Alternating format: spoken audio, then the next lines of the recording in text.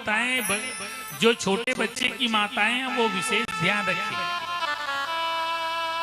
नजर उतारने के लिए क्या किया गया कि नजर उतारने के लिए उन्होंने, जसोदा मैया ने गाय के पुंछ से उनको झाड़ा दिया। गाय के पुंछ से झाड़ा दिया। यदि किसी को नजर लग गई हो, नजर ना उतर रहा हो, तो घबराने की जरूरत नहीं है। यदि आपके घर में गाय है तो गाय के पुंछ से बच्चे को झाड़ा दे दीजिए, 7 मर्तबे उनको उतार दीजिए, क्योंकि गाय के पुंछ में पवन सुत बजरंग बली का वास है। बोलिए पवन सुत हनुमान लाल की जय हो। आपका बच्चा स्वस्थ हो जाएगा। भगवान को पंचगव्य पिलाया गया। पंचगव्य है, पंचगव्य ऐसा है कि कई बार होता क्या है कि हमारी माताएं, घर में नवरात्रि का पर्व आ गया, पूजन में जाना है, यज्ञ में जाना है, और उसी समय में यदि उनका दिन आ गया, किन्हीं कारणों से वो पीरियड आ गया, तो ऐसे समय में शास्त्र के बताए हुए विधान के अनुसार वो पंचगव्य का सेवन करके कुछ दूरी पर वो स्थान पा सकती है।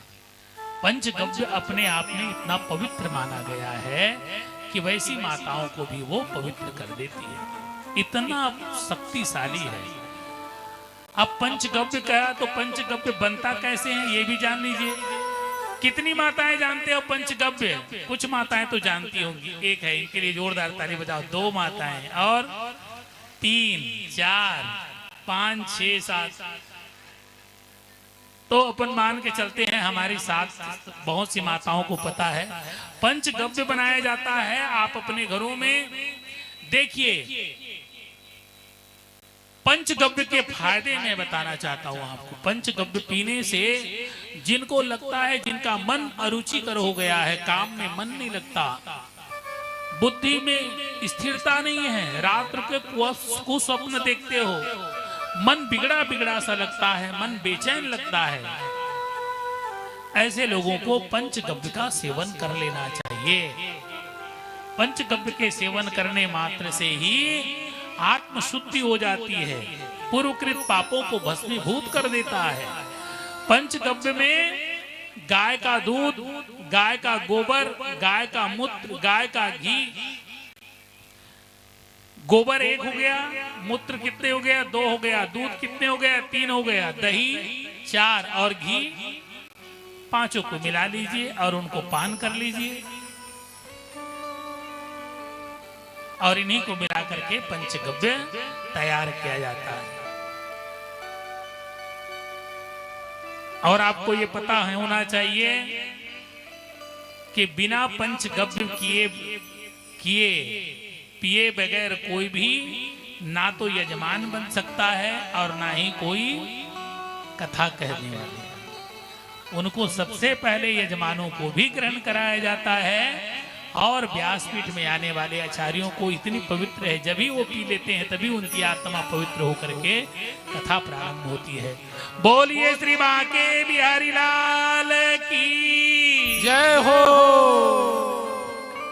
तेरी मंद मंद मुस्कनिया पे, ओ तेरी मंद मंद मुस्कनिया पे, बलिहारी सावरे, मैं बलिहारी सावरे।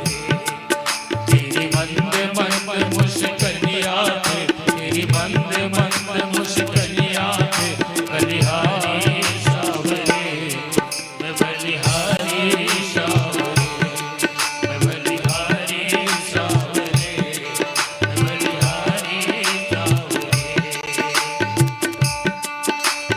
बोलिए श्री बांके बिहारी लाल की।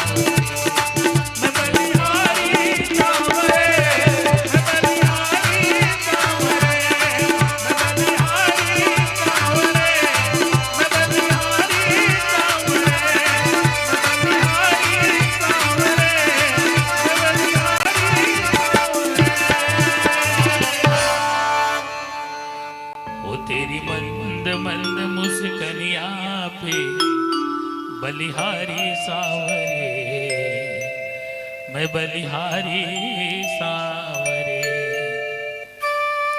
भगवान की दिव्य लीला चरित्र हुई और सच मानिए कि जब वो पूतना जब मरी और पूतना जब मरी तो उनको बस्ती वालों ने कहा कि भैया यदि ये 12 कोस 18 किलोमीटर लंबा है और ये कहीं सड़ने गड़ने लग जाए तो हम लोग तो फिर गांव वाले ऐसे ही महामारी बीमारी में मर जाएंगे।